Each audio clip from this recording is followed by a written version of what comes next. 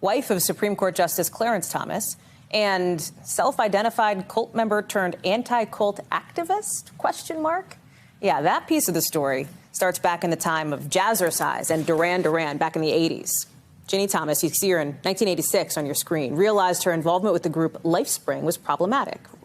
LifeSpring, remember, advertised training seminars to help participants unlock almost superhuman potential.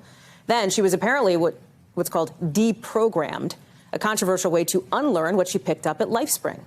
After this, Thomas became an anti-cult crusader, even helping out with workshops for congressional staffers to fight groups like the one she'd been a part of. And with that background, people who knew her back then are scratching their heads now, telling us they don't get how Thomas reconciles that past with some beliefs she's got in common with QAnon today, with lawmakers on both sides of the aisle calling QAnon itself a cult. NBC News reached out to both Ginny Thomas and Justice Clarence Thomas. Neither responded. I want to bring in now the NBC News political reporter who's among the bylines on that story, Alan Smith, who worked on this along with our Alex Seitzwald. Alan, we're glad to have you on. Talk to us a little bit about your reporting, what you based it on, and then what you're hearing now from people who knew Ginny Thomas back then, because that seems to be kind of the key part of this. Dug into this after the Washington Post first reported those text messages she sent to Mark Meadows, really with some outlandish conspiracy theories, including that, Democrats were going to be sent to Guantanamo Bay for military tribunals about 2 days after the 2020 election. We had kind of, begun some level of investigation and found, this cult and anti-cult activist experience in Ginny Thomas's past. She actually became, not just someone who was deprogrammed after being in this group LifeSpring, but someone who really jumped headfirst into fighting cults afterwards. She was someone who, was a part of organizing multiple training sessions for congressional staffers. She even, did some sort of emceeing for a dinner that the Cult Awareness Network put on in Washington, D.C. in 1989.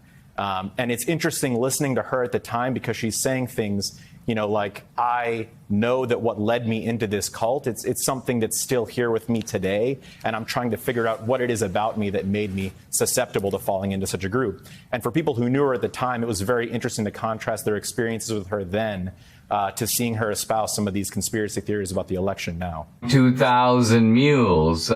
What stood out to you the most, Alan, as you were putting this reporting together? I mean, in speaking to one person who helped Ginny in organizing a training session for congressional staffers back in 1988. She said, this person said something really striking to me, which was, Ginny was someone who had escaped a cult, and now it looks like they're someone who's fallen into a cult again.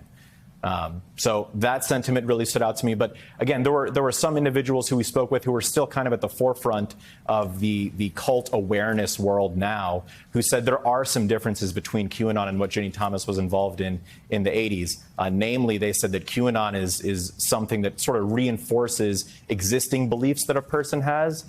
Whereas what Ginny was involved in was more of the, getting directly sucked into a group that's promising you, untapped potential about your future.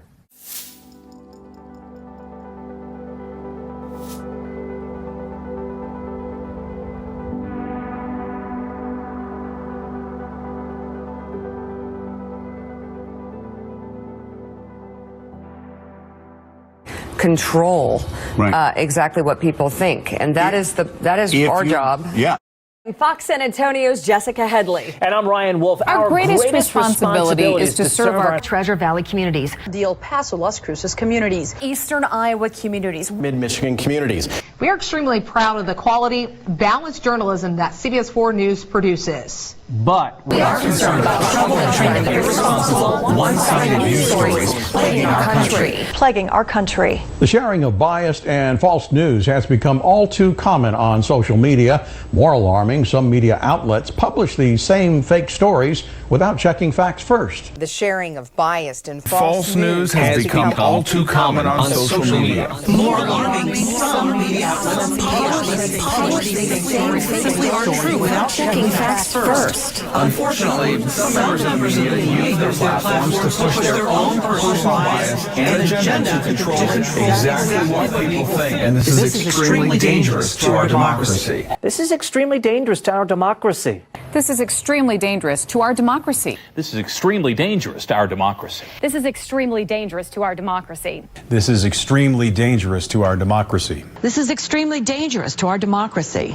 This is extremely dangerous to our democracy. This is extremely dangerous to our democracy. This is extremely dangerous to our democracy. This is extremely dangerous to our democracy. This is extremely dangerous to our democracy. This is extremely dangerous to our democracy. This is extremely dangerous to our democracy. This is extremely dangerous to our democracy. This is extremely dangerous to our democracy. Outlandish conspiracy theories. Question mark? Control exactly what people think. That seems to be kind of the key part of this. Get deprogrammed.